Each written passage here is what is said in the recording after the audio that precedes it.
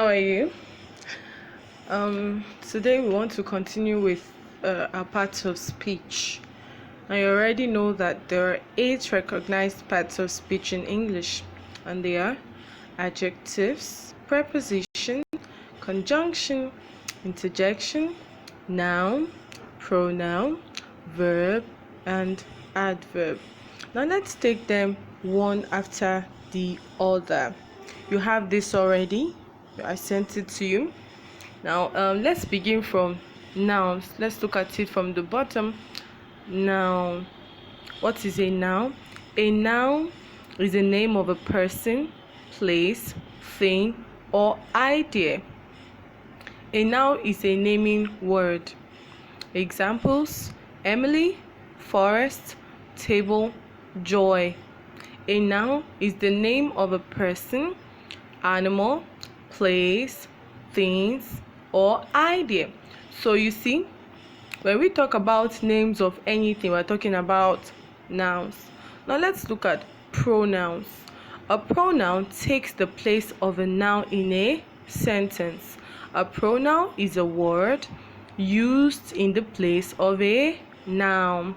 For example, you have I. Yeah, instead of me to say Miss Ann teaches English, I say I teach English. So other examples of pronouns are I, you, it, they, me, and us. Right, let's move to verbs. What is a verb? A verb tells what action someone is doing or expresses a state of being. Yes, it's very important you understand this part.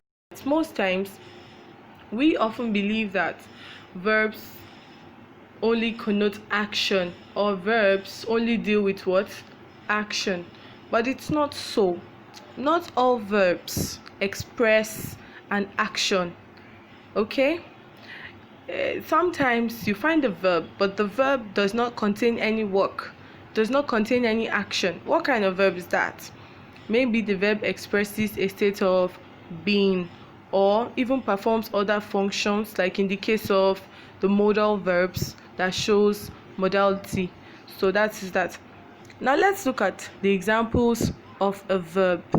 We have run, speak, think, dream, eat, live.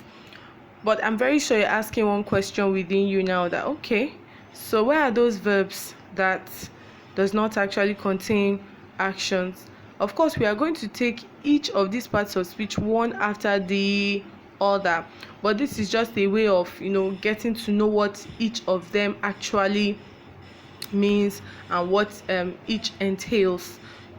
So we have, for instance, in the case of is, is, is a verb, was is a verb, has is a verb, have is a verb, must is a verb, will is a verb, would is a verb, shall is a verb, need is a verb. Okay, and so on and so forth. Now when we get to treat verbs as a topic, okay, you will understand better. But talking about expressing a state of being, yes, look at me now. I'm a teacher. And if I say I am a teacher, am there is a verb showing my state. Okay, so am is a verb, but then it doesn't contain any action. I hope you understand what I'm saying. Yes, am is a verb there. Or I say she is a girl. She is a girl. Is there is a verb, but it doesn't contain any action. Rather, it shows the state of being. It shows her state, okay, that she's not a boy but a girl. So let's move to adverbs rather. An adverb describes a verb, an adjective, or another adverb.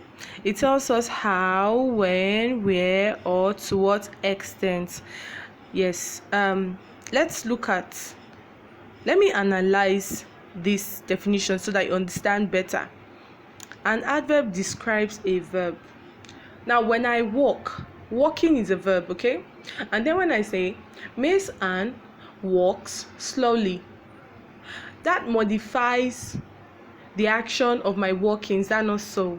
Yes, that means slowly is what? An adverb. Now in the case of an adjective, If I say Daniel is very what? Is very beautiful. Very there is an adverb which modifies the adjective beautiful. So now how do we mean when we say that adverbs also describes or modifies another adverb? Yes, we all know that late is an adverb of time. Now if I now say okay, or let me look at another example.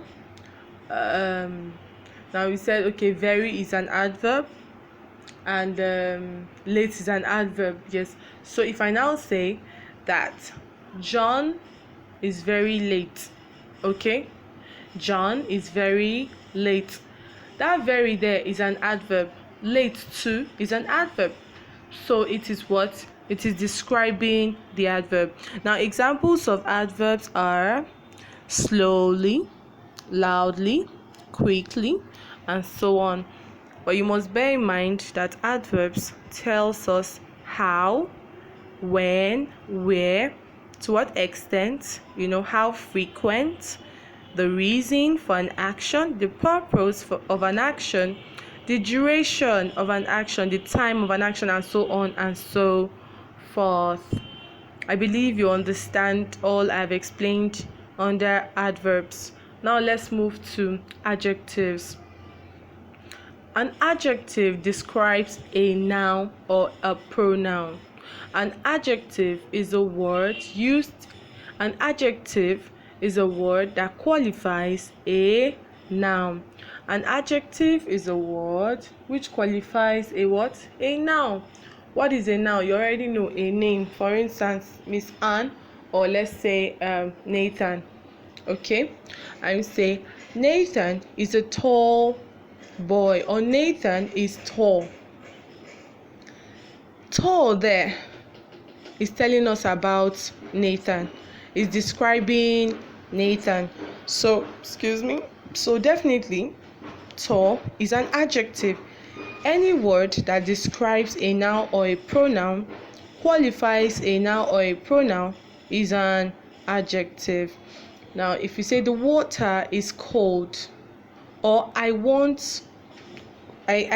don't take cold water, okay, I do not take cold water, that cold there is modifying the noun water, is qualifying the noun water, is describing the kind of water that we're talking about.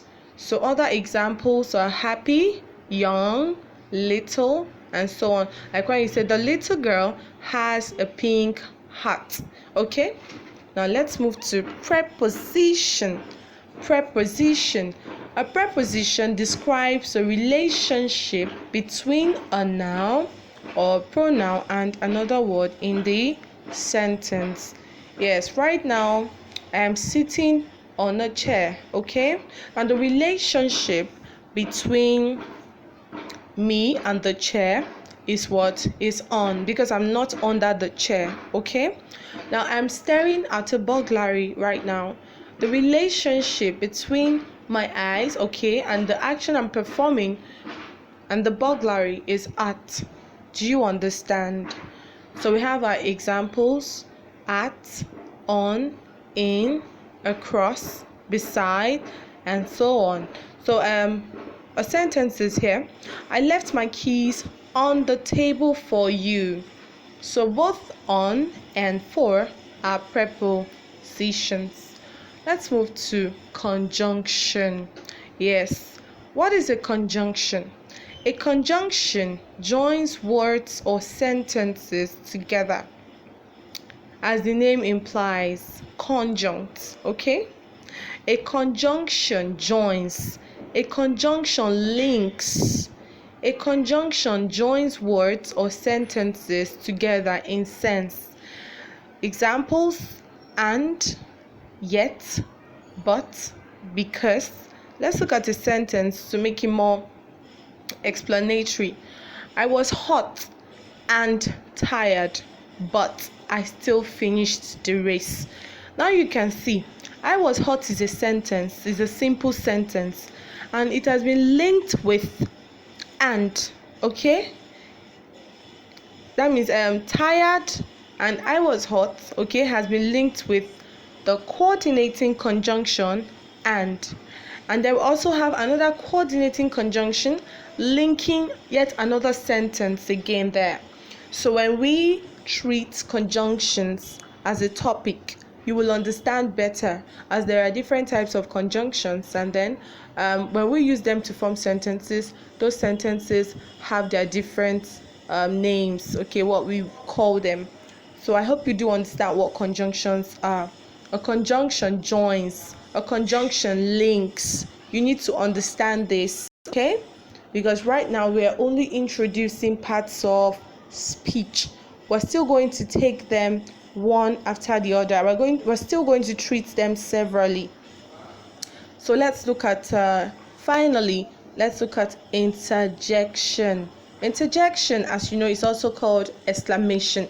An interjection is a word or phrase that expresses strong feeling or emotion. That expresses strong feeling or what? Or emotion. Yes, most times we want to express surprise, disbelief, and so on. What we use is an interjection. Like you can see examples of interjections. Wow! Oh no! Ouch! Wow! I passed my exam. Now you can see all these are what? Are interjections. And an interjection must always end with an exclamation mark. And that's the punctuation symbol you're seeing at the end there.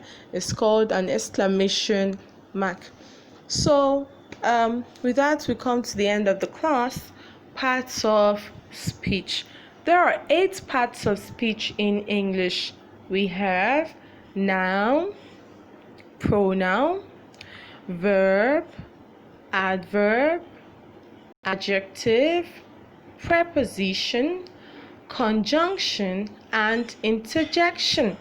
So Daniel, I believe that at the end of the day, when you get your homework, okay, or any task I give you to do on this, you'll be able to do justice. I believe so. You have the note already. You have the note already, and now I've explained again. So if there is anything that you do not understand and you need further clarifications on, please ask me during the Zoom class. All right. Do have a lovely, lovely, lovely, lovely day, and make sure you study very hard. Bye. And how are you today? Today we shall be reading, and the title